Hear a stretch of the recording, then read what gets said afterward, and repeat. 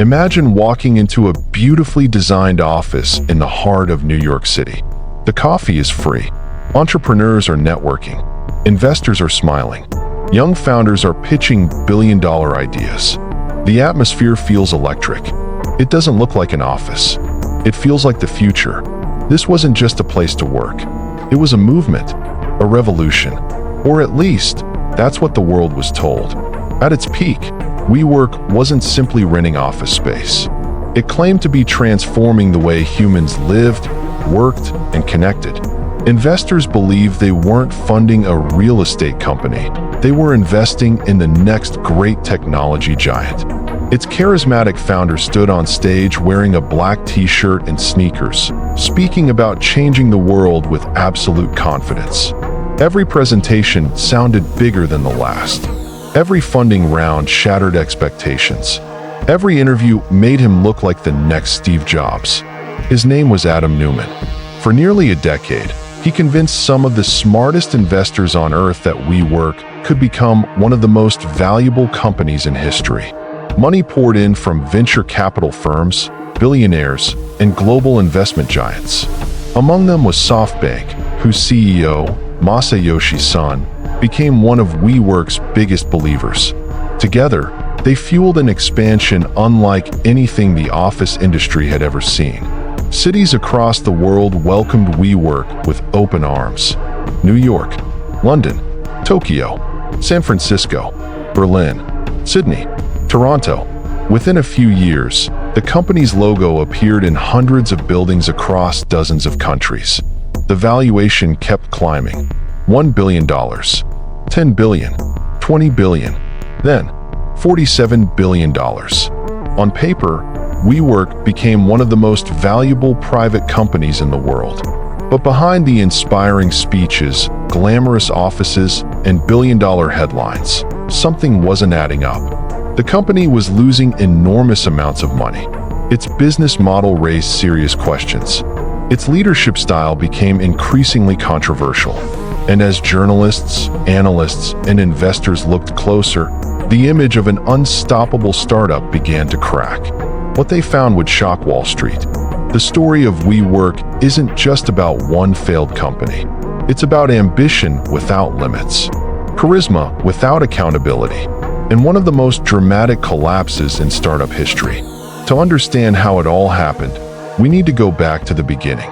Adam Neumann was born in Israel in 1979.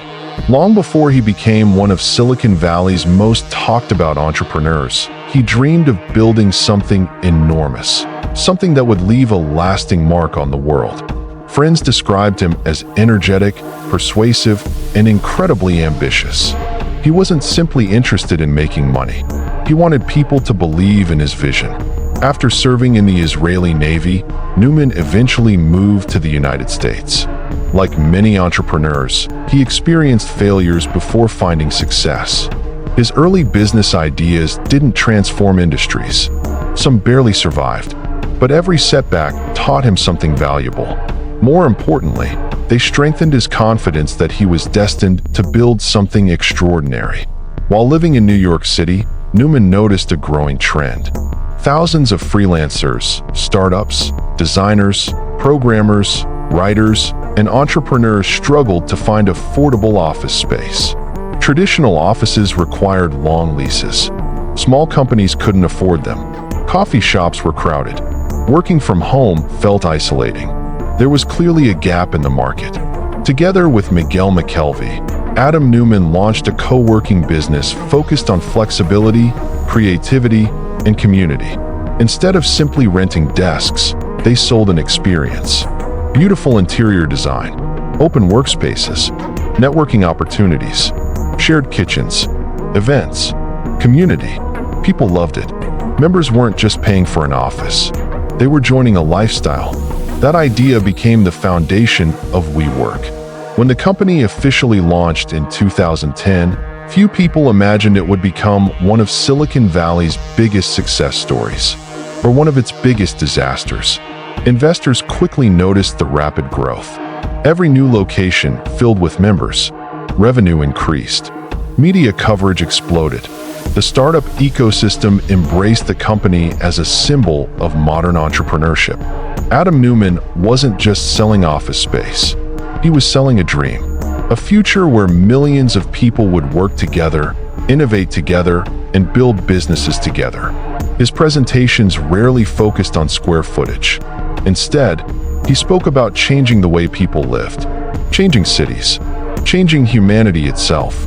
It sounded almost unbelievable, yet investors kept writing larger and larger checks. The bigger the promises became, the more valuable WeWork appeared. Soon, one of the largest investment firms in the world would enter the story, and that decision would change everything. By the middle of the 2010s, WeWork was no longer just another startup. It had become one of the hottest companies in Silicon Valley. Every month, new offices opened across major cities. Every quarter, the company's valuation climbed higher. Investors weren't asking whether WeWork would succeed. They were asking how big it could become. Adam Neumann embraced the attention. Standing in front of packed audiences, he spoke with absolute confidence. He rarely described WeWork as a real estate company.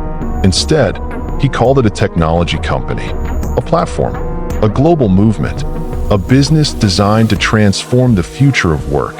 That distinction mattered. Technology companies often receive much higher valuations than traditional real estate businesses.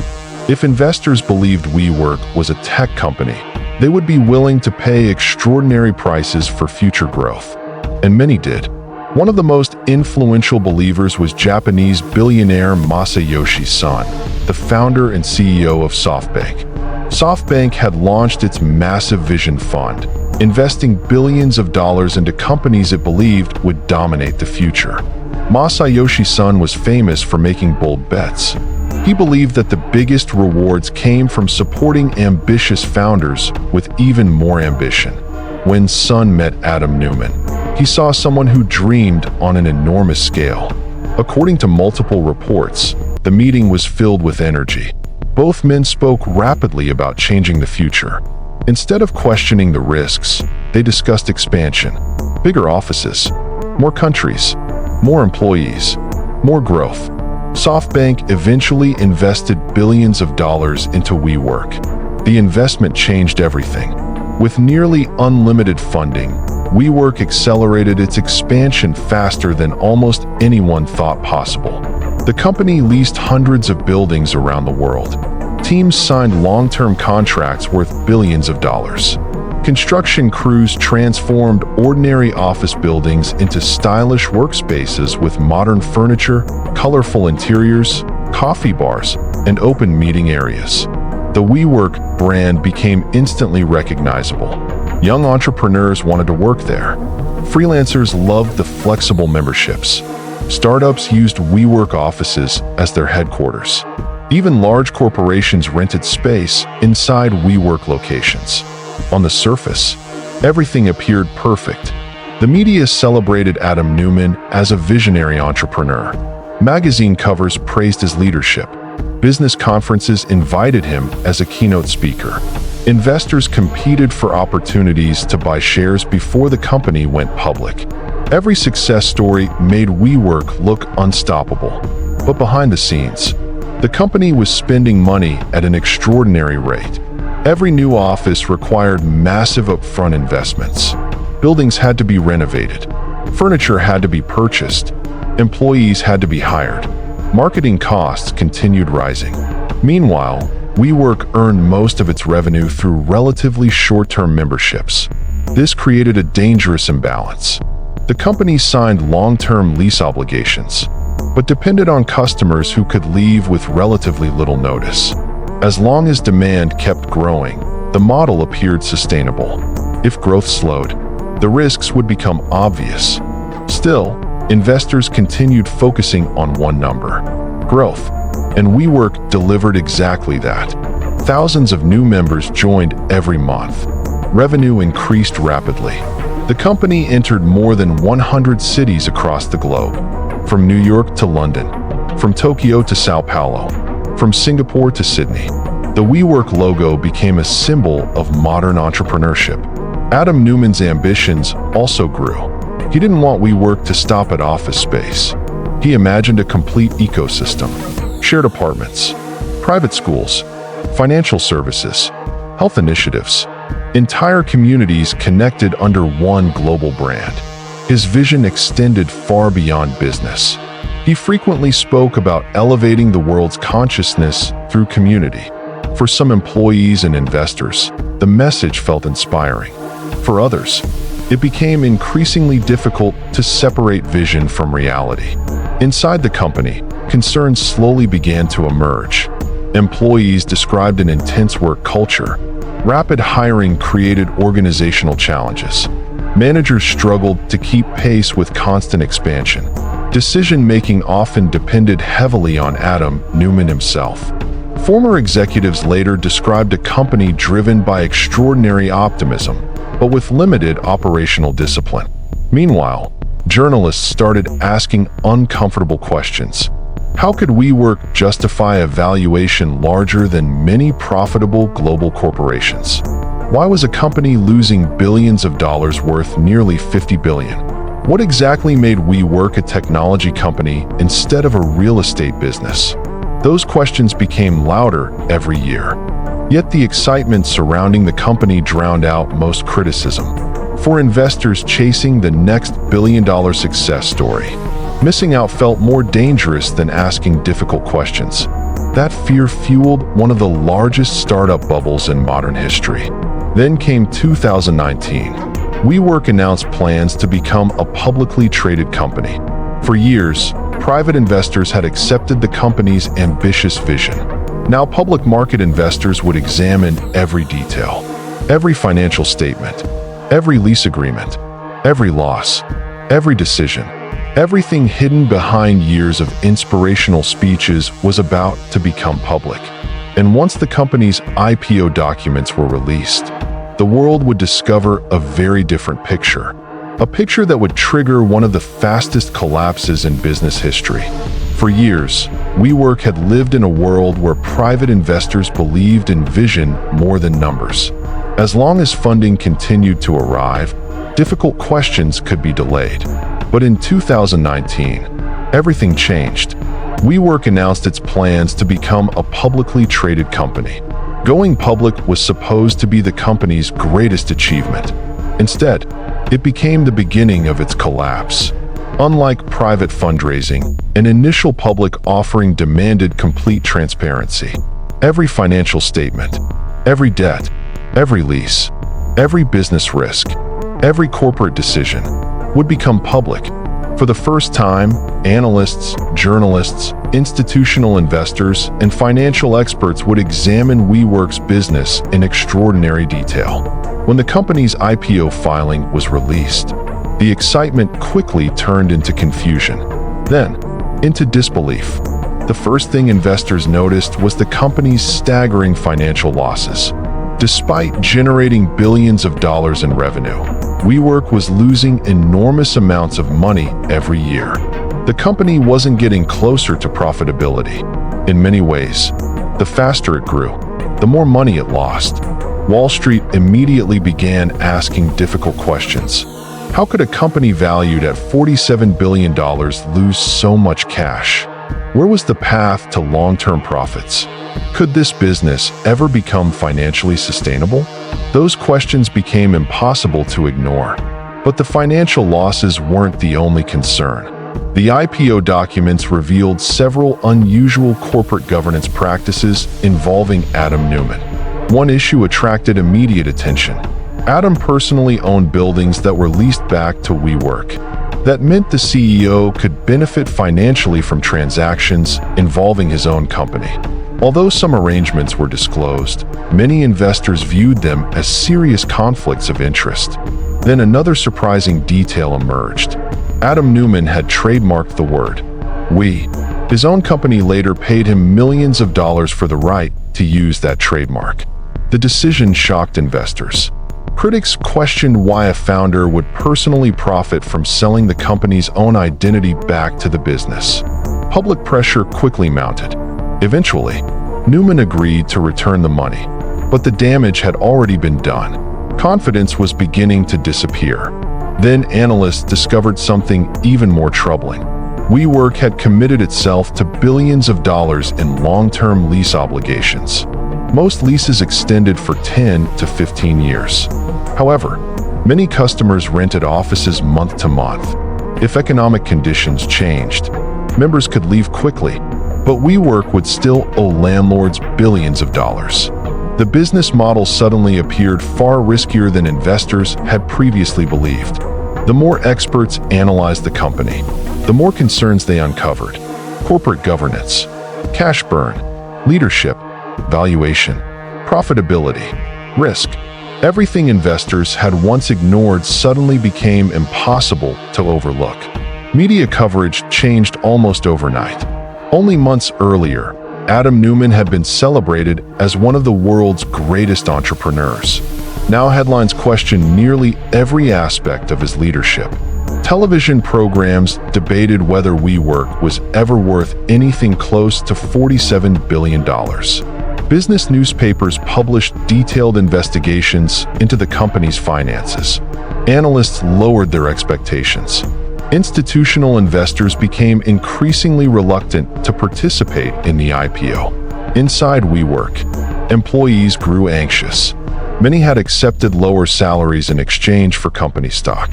They believed those shares would become incredibly valuable after the IPO. Now, that dream was fading. Recruitment slowed. Expansion plans were reconsidered. Confidence inside the company began to crack. SoftBank, the company's largest financial supporter, found itself facing an uncomfortable reality. Its biggest investment was rapidly losing credibility. Masayoshi Son had believed Adam Neumann's vision. Now, he faced growing pressure from shareholders questioning billions of dollars invested in a company that might never become profitable. Meanwhile, investment banks struggled to convince public investors that WeWork deserved anything close to its original valuation. $47 billion quickly became $30 billion, then $20 billion. Some analysts suggested the company was worth even less. The decline was astonishing. Within weeks, one of the world's most valuable startups had lost tens of billions of dollars in perceived value. Then came the moment nobody expected. The IPO was postponed. Investors simply weren't convinced. Without sufficient demand, the public offering could not move forward. For WeWork, this was catastrophic. The company had planned its future around continuous access to new investor money. Without a successful IPO, its financial position became increasingly fragile. Cash reserves were shrinking rapidly. Operating costs remained enormous. Expansion had not stopped. Lease payments continued. Employees still needed salaries. Buildings still required maintenance. Every day, without new funding, pushed the company closer to crisis. The board of directors realized dramatic action was necessary. One question dominated every meeting: could WeWork survive if Adam Neumann remained CEO? For years, he had been the company's greatest strength. Now, many believed he had become its greatest liability. A leadership battle quietly began behind closed doors. The man who built WeWork from a small co-working startup into a global brand was about to lose control of the very company he created. And the consequences would become one of the most extraordinary executive downfalls in modern business history. Behind closed doors, WeWork's board of directors faced an impossible decision. The company was running out of cash. The IPO had collapsed. Investor confidence had disappeared. And every day the crisis grew worse. There was only one question left. Could WeWork survive with Adam Neumann still in charge? For years, he had been celebrated as the visionary who built one of the world's fastest-growing startups. Now, many believed that same leadership style had become the company's greatest weakness. Pressure mounted from investors, executives, employees, and most importantly, SoftBank. Having invested billions of dollars into WeWork, SoftBank could no longer ignore the reality. The company needed a dramatic change. In September 2019, Adam Neumann stepped down as chief executive officer. It was a shocking moment. Only weeks earlier, He had been one of the most powerful founders in Silicon Valley. Now, he was leaving the company he had created. But the story didn't end there. As negotiations continued, SoftBank agreed to a massive financial package that allowed Adam Neumann to exit. Reports estimated that the deal, including stock purchases, financing, and other benefits, was worth hundreds of millions of dollars. The decision sparked widespread criticism. Many people questioned how the founder of a company that had lost so much value could walk away with such an enormous payout. Meanwhile, employees faced a very different reality. Thousands of workers were laid off. Expansion projects were canceled. Office openings were postponed. Many people who believed they were building the future suddenly found themselves searching for new jobs. Investors suffered enormous paper losses. At its peak, WeWork had been valued at approximately $47 billion. Within months, estimates of the company's value had fallen dramatically. It became one of the fastest valuation collapses in startup history. The business itself didn't disappear. WeWork continued operating under new leadership. Many offices remained open. Customers still rented workspace. But the dream that had once inspired investors around the world was gone. The company shifted its focus from rapid expansion to financial discipline. Costs were reduced. Unprofitable locations were closed. Leadership changed. The goal was no longer to dominate the world. The goal was simply to survive. Years later, WeWork continued facing significant financial challenges. The company struggled with heavy lease obligations, changing office demand, and the long-term effects of decisions made during its years of explosive growth. Its story became a case study taught in business schools around the world, not because it changed office culture, but because it revealed how quickly hype can replace careful analysis. The WeWork story offers powerful lessons for entrepreneurs, investors, and anyone fascinated by business. The first lesson is simple. A great story is not the same as a great business. Vision can inspire people. Charisma can attract investors. But neither can replace a sustainable business model. The second lesson is equally important.